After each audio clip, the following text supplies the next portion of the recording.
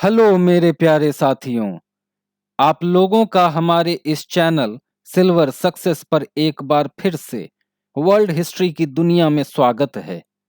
पिछले वीडियो में हम लोगों ने जर्मनी में प्रथम विश्व युद्ध के बाद आने वाले आर्थिक संकटों के कारणों को जाना था। आज हम लोग मूल रूप से 1929 ईस्वी की महामंदी पर चर्चा करेंगे।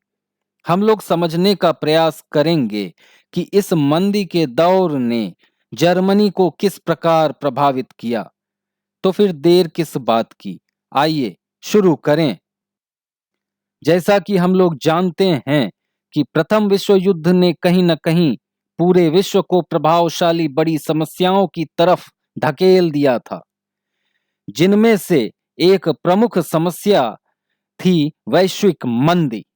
1929 की यह मंदी इतनी ताकतवर थी कि इसने किसी भी देश को नहीं छोड़ा। खैर, 1929 ईस्वी में जब अमेरिका का वॉल स्ट्रीट एक्सचेंज धराशायी हुआ, तो जर्मनी को मिलने वाली बाहरी मदद भी बंद हो गई। कीमतों में गिरावट के भय से लोगों ने अपने अधिकांश शेयर बेच दिए। बिक्री की तीव्रता का अनुमान इस बात से लगाया जा सकता है कि सिर्फ 24 अक्टूबर 1929 को ही एक दिन में 1.3 करोड़ शेयर बेच दिए गए। वास्तव में देखा जाए तो यह आर्थिक महामंदी की तो सिर्फ शुरुआत थी। आगे और भी बहुत कुछ होना बाकी था। 1929 ईस्वी से 1932 ईस्वी के मध्य अमेरिका की राष्ट्रीय आय लगभग आधी हो गई थी। पूरे विश्व में अनेक फैक्ट्रियां बंद हो गईं, जिसके कारण वैश्विक निर्यात में भारी कमी आ गई। इधर सट्टेबाजों ने बाजार से अपने पैसे खींच लिए। किसानों की हालत बदतर हो गई। परिणाम स्पष्ट थे, उत्पादन में भारी कमी। आइए अब जर्मनी पर 1929 की विश्वव्यापी मंदी के प्रभाव को समझें। प्रथम विश्व युद्ध के बाद जर्मनी की आंतरिक आर्थिक स्थितियां काफी खराब हो चुकी थी। जर्मन निवेश और औद्योगिक गतिविधियां मूल रूप से अमेरिका से लिए गए अल्पकालीन कर्जों पर आश्रित थीं। मंदी का शेयर बाजार पर भी, जर्मनी के शेयर बाजार पर भी काफी प्रभाव पड़ा। 1929 ईस्वी में जब अमेरिका के वॉल स्ट्रीट एक्सचेंज के धराशायी होने की खबर आई, तो जर्मनी को मिलने वाली बाहरी मदद भी बंद हो गई। कीमतों में गिरावट के भय से लोगों ने अपने अधिकांश शेयर बेच दिए। बिक्री की तीव्रता का अंदाजा सिर्फ इस बात से लगाया जा सकता है कि सिर्फ 24 अक्टूबर 1929 को एक दिन में 1.3 करोड़ शेयर बेच दिए गए। वास्तव में यह आर्थिक महामंदी की सिर्फ शुरुआत थी। आइए अब समझते हैं मंदी का जर्मन उद्योगों पर क्या प्रभाव पड़ा।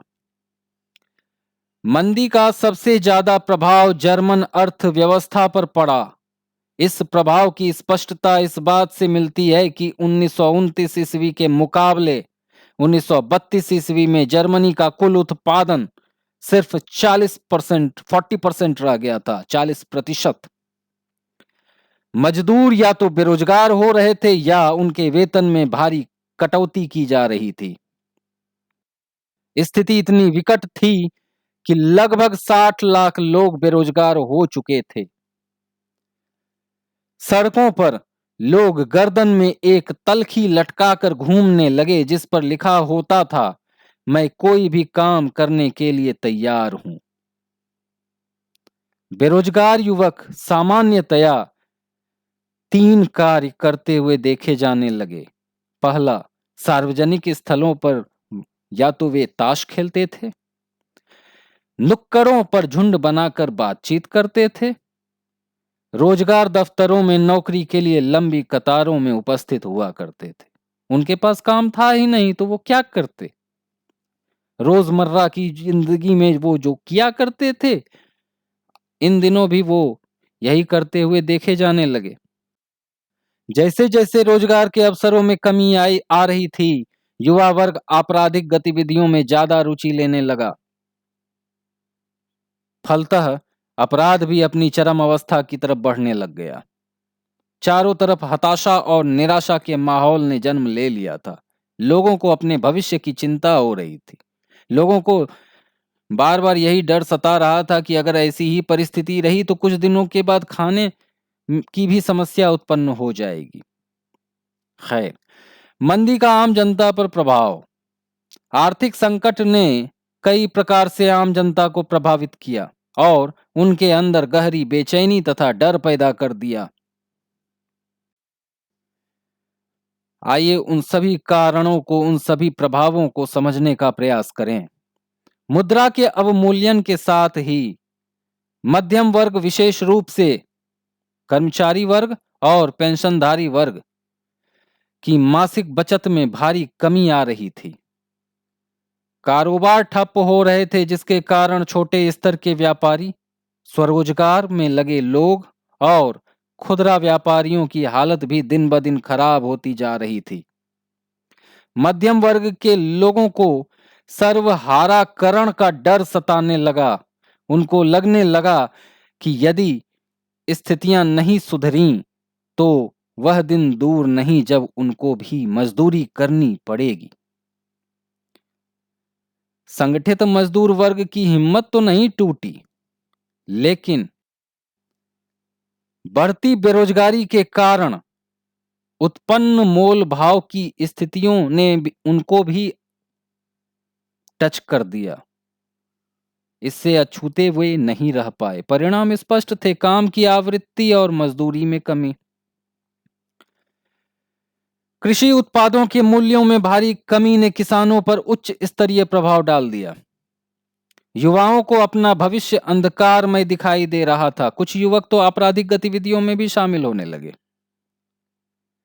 घर की महिलाएं दुखी रहने लगी क्योंकि वो कहीं न कहीं अपने बच्चों का पेट भर पाने में असमर्थ सिद्ध हो रही थीं। इन सब के बीच वाइमर संविधान में कुछ कमियां थीं जो कहीं न कहीं इन समस्याओं को दूर करने में असफल साबित हो रहा था। आइए उन कमियों को समझने का प्रयास करें। राजनीतिक स्तर पर वाइमर गणराज्य एक नाजुक दौर से गुजर रहा था। वाइमर संविधान में कुछ ऐसी खामियां थीं कि किसी भी वक्त देश अस्थिरता और तानाशाही का शिकार बन सकता था। वे कमियां कुछ इस प्रकार हैं। सबसे पहली कमी निर्वाचन की आनुपातिक प्रतिनिधित्व प्रणाली थी, जिसके कारण किसी एक पार्टी को बहुमत मिलना लगभग नामुमकिन था। दूसरी कमी, संविधान के अनुच्छेद 48, आर्टिकल 48, अनुच्छेद 48 के तहत राष्ट्रपति को 3 अधिकार दिए गए थे। आपातकाल लागू करने का अधिकार, नागरिक अधिकारों को समाप्त करने का अधिकार और अध्यादेश जारी करने का अधिकार। छोटे से जीवन काल वाले वाइमर गणराज्य के शासन की बागडोर अलग अलग समयांतराल में लगभग 20 मंत्रिमंडलों के हाथों में रही और इस दौर में अनुच्छेद 48, आर्टिकल 48 का खुलकर प्रयोग किया गया। स्थायी सरकार के अभाव ने भी आर्थिक संकट की स्थितियों को और अधिक बदतर बनाने में प्रमुख भूमिका निभाई। परिणाम स्पष्ट थे। संसदीय शासन पद्धति में आम जनता के विश्वास की कमी। आज के वीडियो में बस इतना ही। अगर आप लोगों को यह वीडियो पसंद आया तो चैनल को सब्सक्राइब करना ना भूलें। अगले वीडियो में हम लोग फिर से कुछ नया सीखने का प्रयास करेंगे और जानने का प्रयास करेंगे कि किस प्रकार हिटलर का उदय हुआ। धन्यवाद।